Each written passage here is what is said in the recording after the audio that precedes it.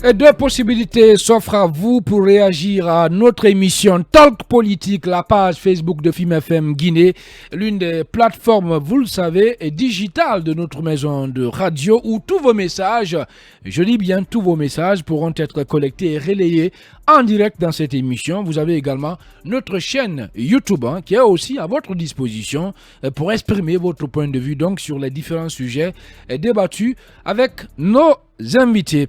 Avec moi dans ce studio pour vous aider donc à mieux comprendre l'actualité, mes camarades de tous les jours. Ibrahima Sorilenkon Souma, bonsoir, bienvenue. Bonsoir Khalil, bonsoir à toutes et à tous. Emmanuel Milmono, bonsoir. Bonsoir Khalil et bonsoir à tous. Un collectif créé qui a vu donc le jour. Son objectif, aider les autorités donc à réussir la transition.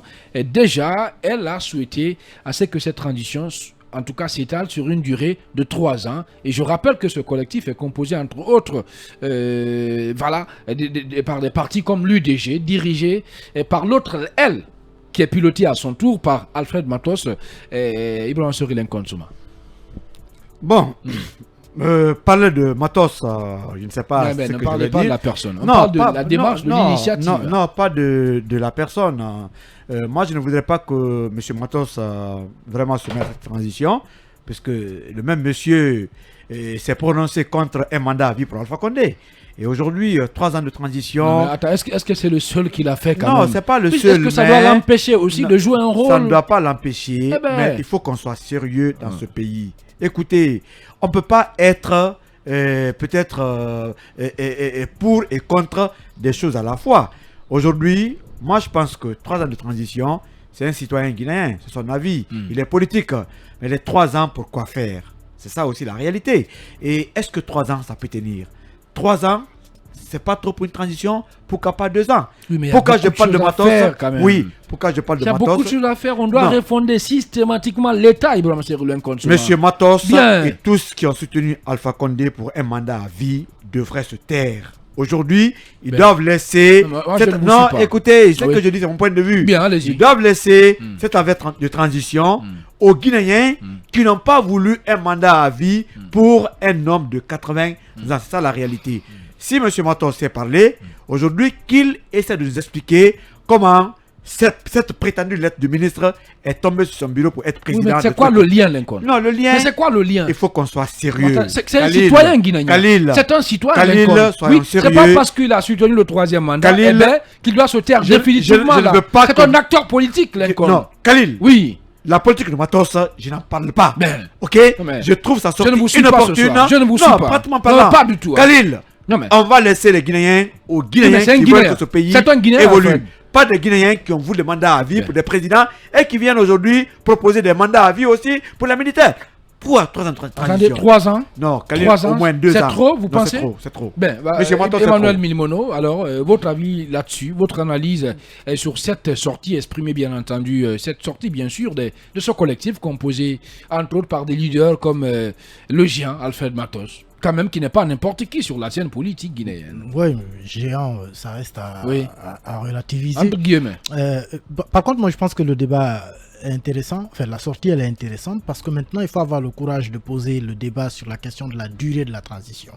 Et le faire justement sur la place publique, c'est important pour que les Guinéens sachent au moins ce qui est en train de se passer. Jusque-là, la plupart des partis politiques parlent de durée de la transition à l'intérieur des mémorandums adressés au CNRD.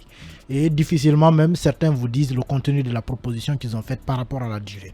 Mais il faut aujourd'hui saluer le courage de ceux qui peuvent sortir en public pour dire voilà ce que nous proposons comme durée de la transition.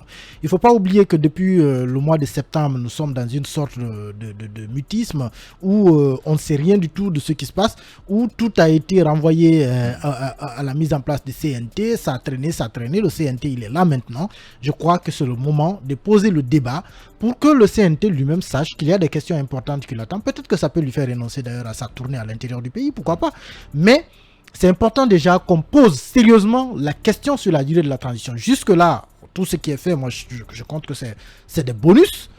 C'est pas encore compté parce qu'on n'a pas encore fixé la durée de la transition. Et on ne peut pas continuer justement à dérouler le temps quelle que soit la personne qui fait la proposition, moi je pense que ce n'est pas important. À partir du moment où l'idéal reste justement d'encourager, de stimuler et surtout de pousser les autorités à avoir maintenant le courage de poser cette question sur la table. Parce que tout part de là. Même les investisseurs étrangers aujourd'hui regardent la Guinée. En réalité, la prudence, elle est liée à la durée de la transition. Toute la prudence est liée à cela.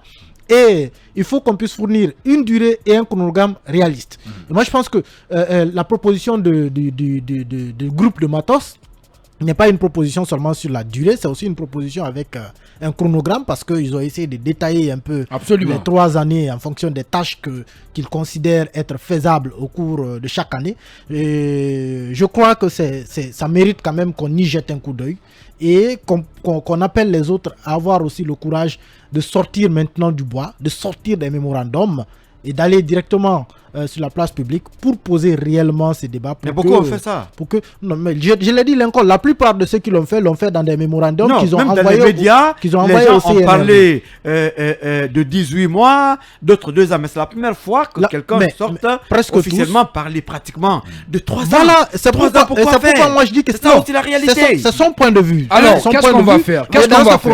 Et dans cette durée, ils ont mis un chronogramme, c'est le plus important. Alors, qu'est-ce qu'on va faire? Emmanuel Milimono. Si ce chronogramme est irréaliste par rapport au temps, comme ça on peut le contester. Qu'est-ce qu'on va faire, Emmanuel Milimono, Ibrahima Sori Lincoln? On va partir sur le terrain pour retrouver Alfred Matos, membre bien entendu donc du collectif des partis pour l'alternance en Guinée. Bonsoir, monsieur Matos, bienvenue.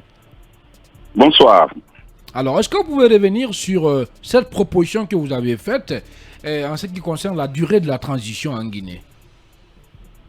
Écoutez, vous savez qu'il faut d'abord camper le décor pour ne pas dire le contexte.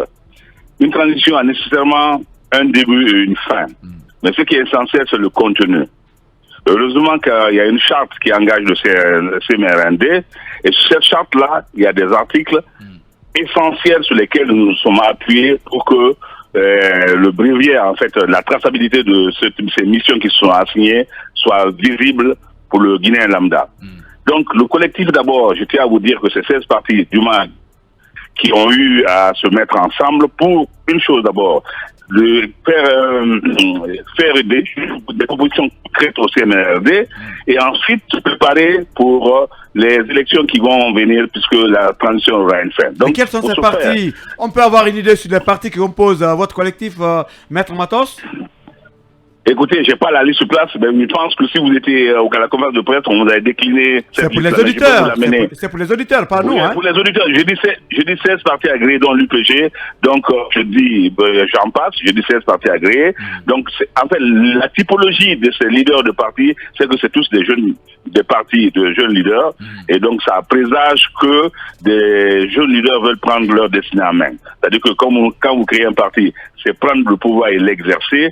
En attendant, nous passons par un tunnel. Le tunnel, c'est le tunnel. Est-ce que, M. Matos, la durée de la transition que vous avez proposée est réaliste dans la mesure où récemment on a entendu quand même le Premier ministre annoncer beaucoup de chantiers, en tout cas, disons beaucoup de choses à faire, notamment la refondation de l'État, et même la construction des infrastructures routières avant l'organisation des élections. Est-ce que vous avez tenu compte de tout ça? Écoutez, une transition n'est pas là. La Guinée est dans un état que cette refondation, sur 10 ans ne suffirait pas pour faire tout ce qu'il y a à faire. Ce qui est essentiel, c'est de mettre des balises pour que les mêmes causes amènent les mêmes effets. C'est-à-dire que nous sommes à la 3e transition, que ça ne revienne pas. Pour ce faire, il faut les fondamentaux de la République. Les fondamentaux de la République par ce que nous appelons pour nous, dans un chronogramme bien précis, par le référendum, par la biométrie au niveau de recensement et par des élections transparentes. Et voilà, c'est ce que nous avons dit dès le départ. Et en plus, nous avons mis les audits au cœur de cette transition.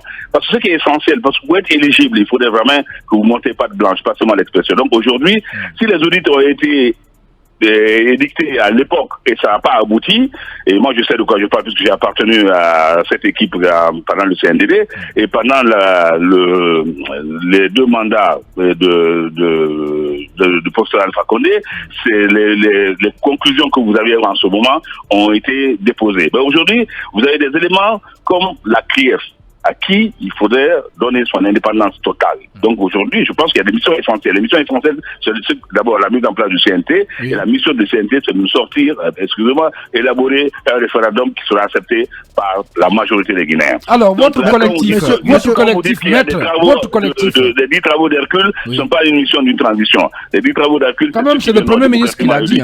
Mais M. Matos, dans vos propositions, justement... C'est pas des paroles d'évangile. C'est pas des paroles d'évangile. Je dis, voilà notre proposition. Évidemment. Et on a un chronogramme avec un contenu. Oui, mais ça veut dire qu'ils n'ont pas l'intention de partir aussitôt.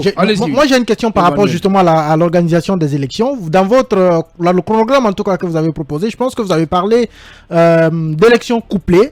Or, on sait que là-dessus, le gouvernement a déjà tranché. Ce sera des élections de la base au sommet. Est-ce que... Oui, mais c'est toujours dans le même élan. Pour des raisons de timing, des raisons financières, c'est toujours de la base au sommet, on a dit communautaire. Donc la base est communale. Donc c'est toujours la base. Ensuite, nous allons au législatif et au présidentiel. Mais c'est des propositions qui peuvent être retenues. Mais ce qui est essentiel, c'est que le but que nous recherchons, c'est d'avoir une transition pas longue, réaliste, et avec un contenu faisable, avec les moyens. N'oubliez pas que la Guinée sera sur un donc nous compterons essentiellement sur nos recettes locales, nos revenus locaux, pour pouvoir aborder tous ces problèmes-là. Donc aujourd'hui, si nous demandons d'être couplés, c'est d'abord de ne pas perdurer pour faire les élections des quartiers, et perdurer aussi pour les communales, et ensuite. Donc voilà pourquoi c'est une proposition que nous faisons, et je pense que cette proposition, de notre point de vue, est très réaliste. Oui, et maître, est-ce que le but n'est pas aussi pour ces partis de se rapprocher des militaires? Nous sommes des Guinéens, on se connaît, parce que c'est la première fois que des gens proposent concrètement 3 ans, pendant que tout le monde parlait de 18 mois jusqu'à 2 ans. Est-ce qu'aujourd'hui, vous n'êtes pas en train de draguer les militaires comme dans le passé? Bon, attendez, écoutez, vous savez, c'est déjà vu votre discours là. Mais permettez-moi de vous le concéder. Je dis simplement, nous avons pris notre responsabilité. Si quelqu'un propose 15 mois, qui justifie ces 15 mois, on a proposé 3 ans, en donnant un contenu. À eux, c'est sur la table, c'est une proposition, on a dit. À eux d'en discuter. Maintenant, quand vous dites qu'on fait la cour à la transition, je dis non. Je dis qu'il faut les rendre hommage. Avant le 5 septembre, tous les partis étaient bâillonnés. Avant le 5 septembre, les partis n'avaient pas d'activité pleinement. Oui, mais vous étiez là, en fait, Matos. Vous avez soutenu le troisième mandat. C'est ça aussi la vérité. Vous étiez où? Et pourquoi vous faites le procès aujourd'hui? Maître Matos, vous faites le procès du régime, mais vous étiez un des soutiens du troisième mandat d'Alpha Condé. S'il est dans cette situation aujourd'hui... Vous ne parlez pas de ma personne.